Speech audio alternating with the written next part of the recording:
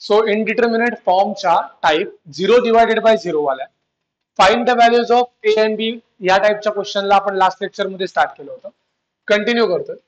So ए आणि बी च्या values आपल्याला फाइंड करायच्या आहेत. त्यांनी फंक्शन दिलेलं आहे आणि त्यांनी आन्सर सुद्धा दिलेला आहे. सो आपण स्टार्ट करणार आहोत. सगळ्यात पहिले क्वेश्चन लिहून घेऊया. Limit x tends to 0.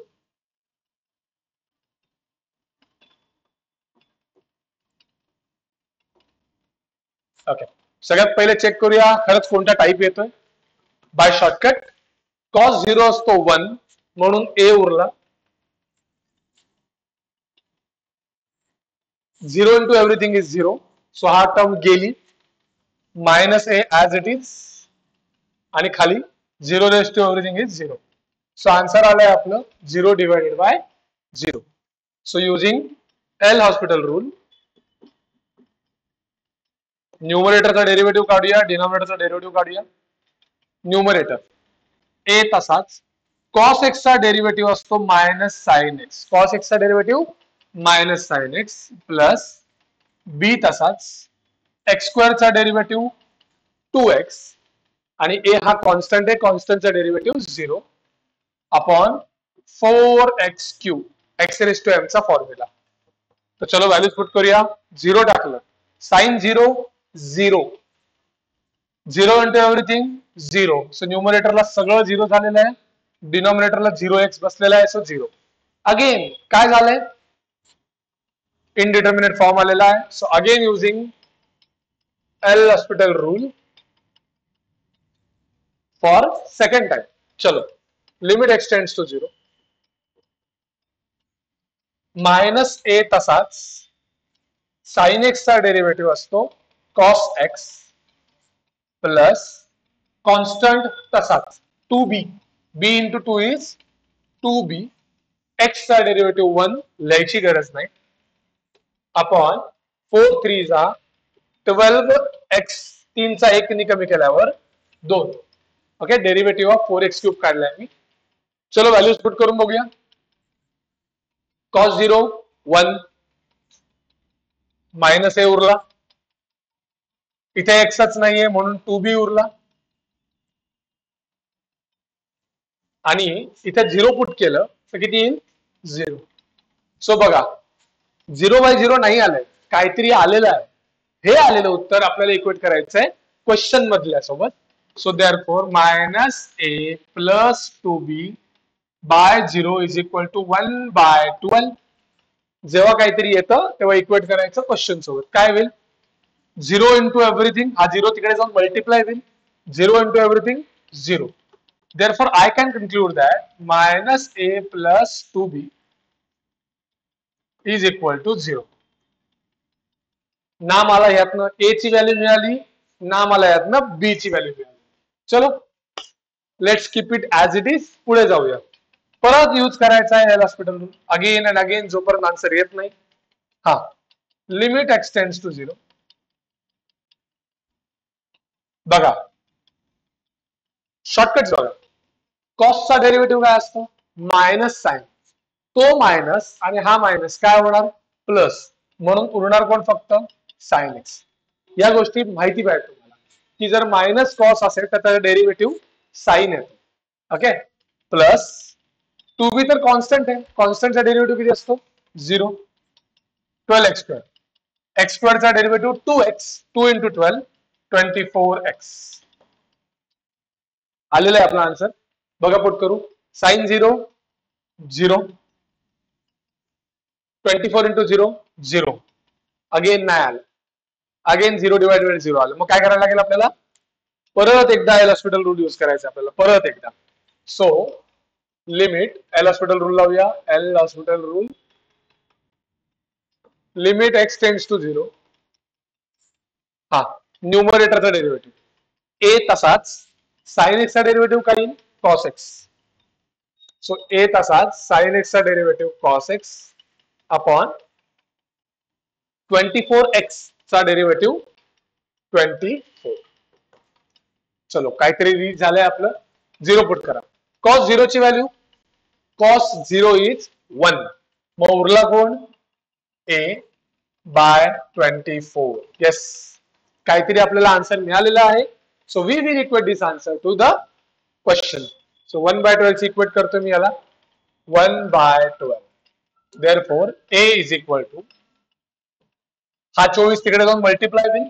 So 24/12 is nothing but 2. Therefore आपल्याला ए ची व्हॅल्यू मिळालेली आहे 2. आता ए मिळालेला आहे आणि मगाशी एक आपल्याला इक्वेशन होतं. इक्वेशन काय होतं? -a+2b is equal to 0. A ची व्हॅल्यू किती ठेवणार आहे मी? 2. सो इक्वेशन काय होईल? लिहून घेतो आधी equation. -a+2b is equal to 0. A ची व्हॅल्यू 2 आहे. -2+2b is equal to 0. Therefore 2b is equal to -2 तिकडे जाऊन काय झालं? +2. Therefore b is equal to 1. संपलं. Find the values of a and b. So concept काय सांगते? जोपर्यंत 0/0 येतं तोपर्यंत एल हॉस्पिटल रूल लावत राहा. ज्या क्षणी 0/0 येणार नाही त्यावेळेला आलेल्या आन्सरला तुम्हाला इक्वेट करायचं आहे क्वेश्चन सोबत. You will get some kind of equation ज्यातनं तुम्हाला ए आणि बी फाइंड करता येतील, किंवा तसंच ठेवूया. एल हॉस्पिटल रूल लावूया, 0/0 आलं, परत एल हॉस्पिटल रूल लावूया, काहीतरी आलं, इक्वेट केलं क्वेश्चन सोबत, ए मिळाला, बी मिळाला, आन्सर समजलं. सो या बेसिक स्टेप्स तुम्हाला यूज करायच्या आहेत या टाइपच्या क्वेश्चन मध्ये. परत एक बघूया क्वेश्चन. सो क्वेश्चन आहे आपल्याकडे आणि इक्वेट करायला पण काहीतरी दिलेलं आहे 1/3. सो चलो क्वेश्चन लिहून घेतोय.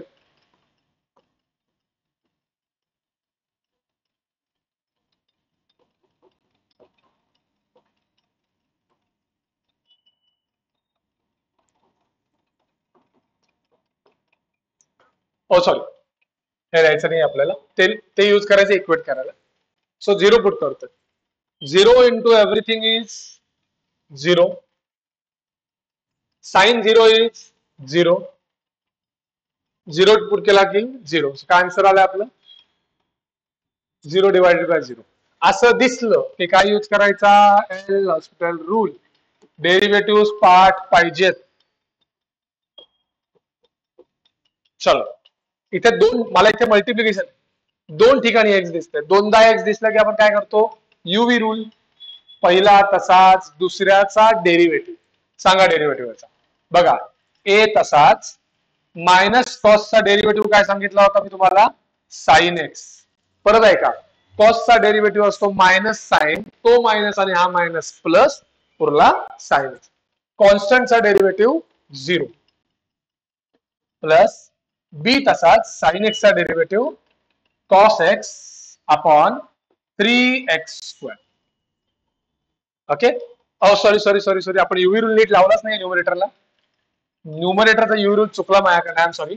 पहिला तसाच, दुसऱ्याचा डेरिव्हेटिव्ह प्लस दुसरा तसाच, एक्सचा डेरिव्हेटिव्ह 1. आता लॉजिकली बघा, तर 1 लिहायची काय गरज आहे? सो पहिला तसाच, दुसऱ्याचा डेरिव्हेटिव्ह, दुसरा तसाच, पहिल्याचा डेरिव्हेटिव्ह प्लस बी तसाच, साइन एक्सचा डेरिव्हेटिव्ह असतो आपला cos x upon 3x². So आता डेरिव्हेटिव्ह बरोबर आहे, आय एम सॉरी. 0 पुट करतो. 0 इंटू एव्हरीथिंग 0. कॉस 0 असतो 1. कॉस 0 किती असतो? 1. मग उरला कोण? Minus a plus 1. कॉस 0 परत किती असतो? 1. उरला प्लस बी अपॉन 0 पुट केलं की 0 इंटू एव्हरीथिंग 0. सो बघा, इथे 0/0 नाही आलंय, काहीतरी आलेलं आहे. सो या आन्सरला आपण इक्वेट करणार आहे 1/3 शी. काय कन्क्लुजन मिळेल मला यात? Therefore minus a plus 1 plus b, हा 0 तिकडे जाऊन मल्टिप्लाय होईल. 0 इंटू एव्हरीथिंग इज 0. देअरफॉर काहीतरी इक्वेशन मिळालं मला. इक्वेशन काय मिळालं माहिती का? Minus a plus b is equal to -1. Check करा.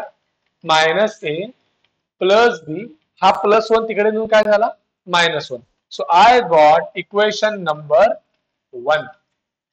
याला आता हात लावत नाहीये, मला हा यूज करायचा ए आणि बी ची व्हॅल्यूज फाइंड करायला.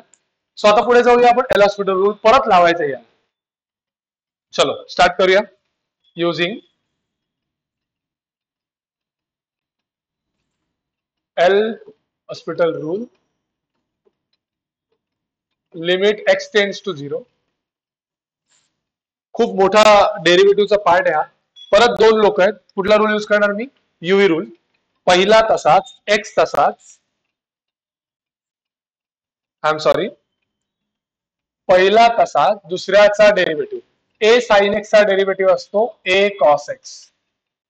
ओके, पहिला तसाच दुसऱ्याचा डेरिव्हेटिव्ह प्लस ए साइन एक्स तसाच एक्स चा डेरिव्हेटिव्ह काय असणार आहे? 1. कशाला लिहायचं? फक्त लिहितोय मी दुसरा तसाच आणि एक्स चा डेरिव्हेटिव्ह 1. हा युव्ही रूल संपला इथे. पुढे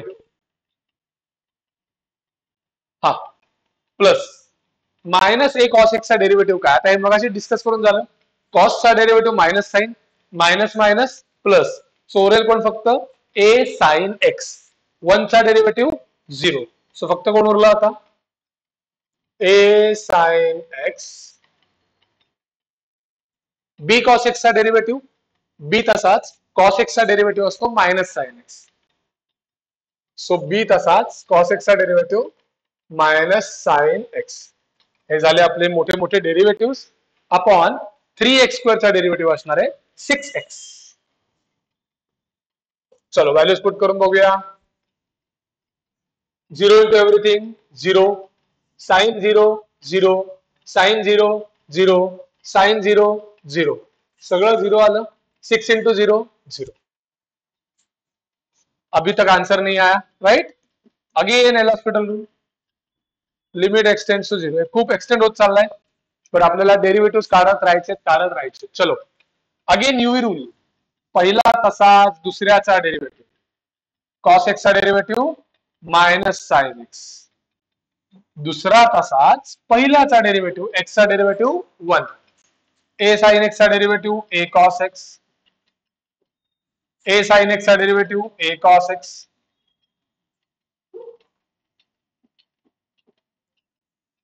मायनस बी तसाच, साइन एक्स चा derivative cos x upon 6x चा डेरिव्हेटिव्ह 6. चलो पुट करूया परत व्हॅल्यूज. 0 into everything 0, cos 0 1 उरला a, cos 0 1 उरला a, cos 0 1 उरला a, cos 0 1 उरला मायनस b अपॉन 6. काहीतरी उरलंय is equal to 1/3 is equal to 1/3. Question मध्ये 1/3 आहे ना. सो 1/3 इक्वेट केलं काय मिळेल आपल्याला? 3a minus b. हा 6 तिकडे जाईल, 6 तिकडे जाईल तर 6/3 is 2. So I got second equation. This is equation number 2. सो दोन इक्वेशन झालेत आपल्याकडे. पहिले इक्वेशन काय आहे? Minus a plus b is equal to minus 1.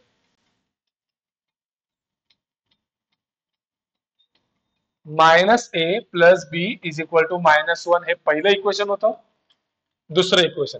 Now how to solve this simultaneously using calculator. So तुम्हाला दोन अननोन साठी कॅल्क्युलेटर मध्ये जायचंय, मोड मध्ये जायचंय, इक्वेशन मध्ये जायचंय. पहिलं इक्वेशन यूज करायचंय दोन अननोन साठी. पुट काय करायचंय? पहिल्या इक्वेशन मध्ये ए सोबत काय दिसतंय तुम्हाला? -1. -1 पुट करा इक्वल टू दाबा. बी सोबत काय दिसतंय? 1. 1 पुट करा इक्वल टू दाबा. आणि इकडे काय दिसतंय? -1. -1 पुट करा इक्वल टू दाबा. नेक्स्ट इक्वेशन साठी ए सोबत दिसतंय 3, बी सोबत दिसतंय -1 आणि सी सोबत दिसतंय 2. सो ह्या 6 गोष्टी एंटर केल्यानंतर तुम्हाला आन्सर मिळेल ए इज इक्वल टू 0.5 आणि b is equal to -0. So this are the values of a and b. ह्या क्वेश्चन मध्ये बघा तर आपल्याला दोन्ही इक्वेशन्स मधनं अननोन मिळालेच नाही. मग आपण काय यूज केलं? आपण यूज केलं कॅल्क्युलेटर मधलं सायमल्टेनियस इक्वेशन सॉल्व्ह करण्यासाठी ती मेथड यूज केली. व्हॅल्यूज पुट केल्या आणि आपल्याला आन्सर आले ए आणि बी. सो अशा प्रकारे दोन सायमल्टेनियस इक्वेशनचे आन्सर तुम्हाला सॉल्व्ह करायचे. थँक्यू.